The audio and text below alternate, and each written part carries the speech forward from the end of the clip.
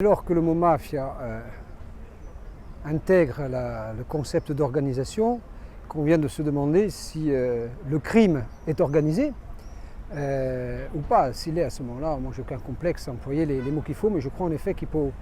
poser les bonnes définitions avant d'en débattre. Je crois que dans une société organisée, dans un État digne de ce nom, il faut d'abord faire confiance en la justice des hommes, telle que le pose le contrat social, ça c'est la première chose. La deuxième piste pour nous, c'est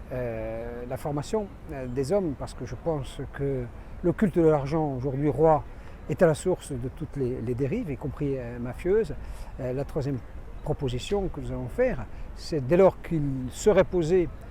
que nous avons affaire à une violence d'ordre exceptionnel, il ne faut pas s'interdire de mettre en œuvre une justice d'exception. Je pense qu'ils ont toute leur place dans le débat démocratique, encore faut-il que chacun reste et soit dans le rôle qui lui est assigné. Évidemment, les collectifs, les associations font partie de la respiration démocratique, mais je crois que si nous devons engager un processus positif et fertile, ça ne peut pas être les uns contre les autres, et les élus doivent être naturellement associés et non pas pointés du doigt dans ces